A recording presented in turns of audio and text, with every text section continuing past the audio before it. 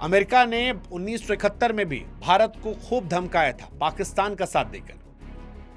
दरअसल अमेरिका का anti India चेहरा 1971 के युद्ध में पहली बार दुनिया ने देखा, जब पाकिस्तान की सेना पूर्वी बंगाल में कत्लेआम मचा रही थी।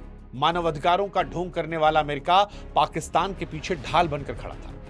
जब भारतीय सेना ने पाकिस्तान को घुटनों पर लाना शुरू किया तो तत्कालीन अमेरिकी राष्ट्रपति रिचर्ड निक्सन और हेनरी ने भारत को डराने के लिए अपना परमाणु हथियारों से लैस 7वां बेड़ा बंगाल की खाड़ी में भेजा।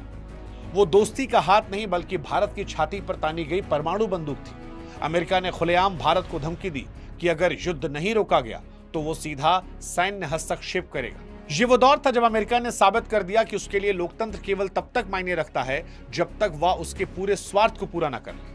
पाकिस्तान जैसे सैन्य तानाशाही वाले देश का साथ देना और भारत जैसे लोकतांत्रिक देश को डराना अमेरिका के दोहरे चरित्र का सबसे बड़ा सबूत है।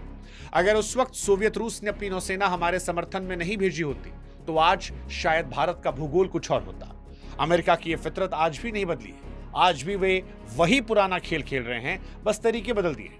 उस समय जहाजों से डराते थे, आज प्रतिबंधों और आर्थिक दबाव के जरिए वो ब्लैकमेल करते हैं, हफ्ता वसूली करते हैं।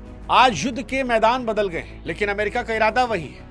पिछले 5 सालों में अमेरिका ने भारत के खिलाफ ऐसा आर्थिक युद्ध छेड़ रखा है जिससे कूटनीति की भाषा में इकोनॉमिक ब्लैकमेल कहना गलत नहीं होगा। अगस्त 2025 में डोनाल्ड ट्रंप प्रशासन ने भारत को टैरिफ किंग का ठप्पा लगाकर भारतीय सामानों पर 50% तक का टैक्स ठोका।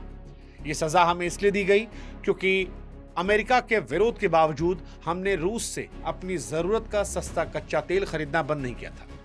अमेरिका ने सेक्शन 301 जैसे कठोर कानूनों का इस्तेमाल करके हमारे आईटी सेक्टर और फार्मा निर्यात पर पाबंदियां लगा दी।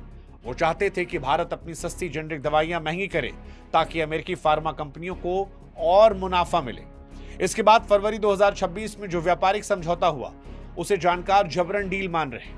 इसमें भारत को मजबूर किया गया कि टैक्स कम करवाने के बदले अमेरिका से आने वाले दशक में लगभग 500 अरब डॉलर के विमान और रक्षा उपकरण खरीदे। ये पैसा भारत के आम आदमी की मेहनत की कमाई है जिसे रणनीतिक दबाव के जरिए अमेरिकी कंपनियों की ओर मोड़ा जा रहा है।